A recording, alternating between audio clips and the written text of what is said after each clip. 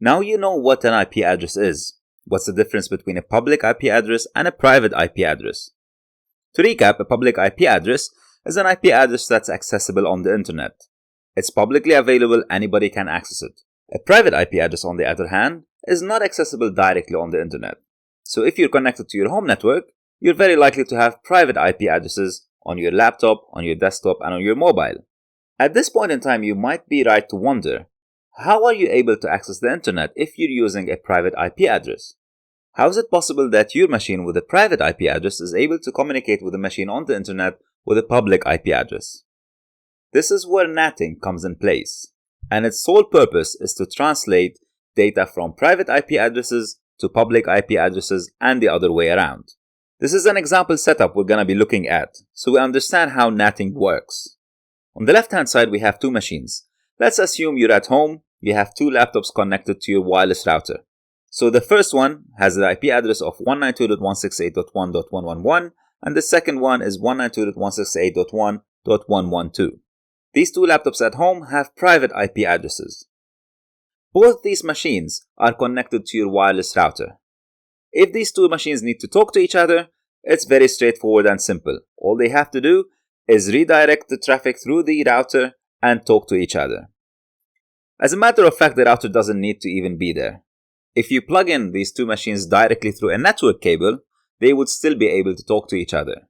So if you right now go grab a network cable, plug it into one laptop and then plug it in another laptop, you just created a network and these two laptops can talk to each other, provided that they have IP addresses within the same range, such as the ones in our example.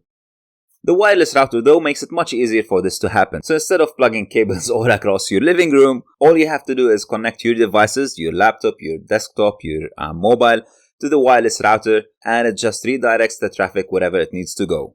So the router in this case will see traffic coming from 192.168.1.112, and it will see that it is destined to 192.168.1.111, and all it does is that it redirects it from the source to the destination. The device in the middle, this represents your wireless router. You can see that on one hand, on the left hand side, you can see that there's an IP address of an interface of 192.168.1.1. So if you grab your wireless router right now, you're gonna see that there are different ports, different places where you can plug in a network cable. If you plug in a network cable on one of these ports, you will get assigned one IP address. If you plug in the network cable in another port, you get assigned another IP address, so on and so forth. So your router would actually have an IP address of its own, meaning that if the device at 192.168.1.112 wants to talk to the neighboring device of 192.168.1.111, the data will have to flow through the router at 192.168.1.1. So the path that the data will take is computer A, router interface, then computer B. This is networking in its simplest form. Two devices on the same network talking to each other. We're gonna be showing you a video, an animated video in a moment, so you get a better understanding of this.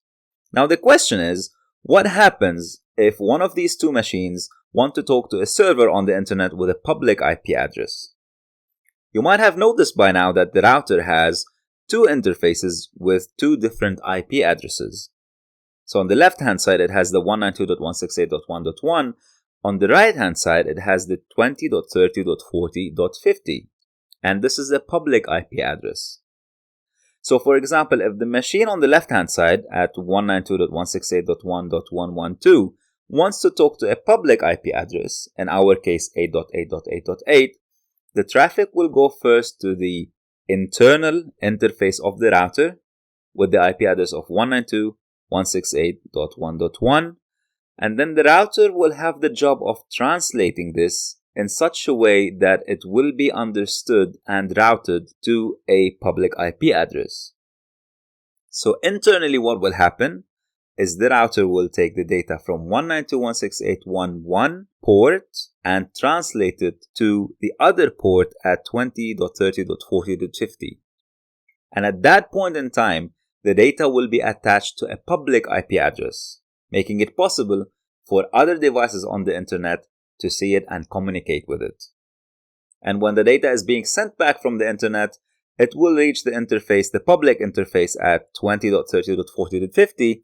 The router will take this data, translate it to an internal IP address, and then forward it on to the destination. Perhaps a video will make it easier to visualize this. Let's have a look. So in our first scenario, our internal computers want to talk to each other. Both computers are at home with private IP addresses.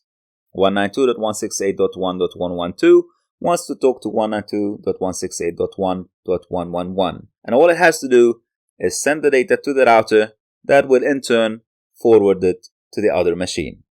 What if our internal machine now wants to talk to a public machine? The data will go through the router to the first interface at 192.168.1.1, then to the second interface, which has a public IP, all the way out to the internet, and then the other way around coming back in. Let's verify this. Let's have a look at what path our data is actually taking. To do this, let's go back to the command prompt and type ipconfig. This will show our IP address, and it will show us also the default gateway. The default gateway will be the IP address of the router's interface that does the NATing for us. There's another command that we can use in Windows called traceroute. And what this command does is, as the name suggests, it traces the route that our traffic takes to reach a destination. What we're doing now is we're doing a traceroute to hackersacademy.com to see the path that our packets are following. And as you can see, the very first hop that our data takes is the 192.168.237.2 IP address. In this case, this is the IP address of my router, which confirms what we have been talking about. For my machine on my internal network to be able to talk to hackersacademy.com, which is a public domain, the data will have to flow from my machine to the router that does the NATing and then gets sent to the internet. So here is your mission for this section. Go ahead and do a traceroute from your machine to Google and identify the IP address of your gateway. There's a very good chance that if you're on a wireless network at home, this is going to be the IP address of your wireless router. See if you can access this IP address and what you can discover on it. And remember to always record your success.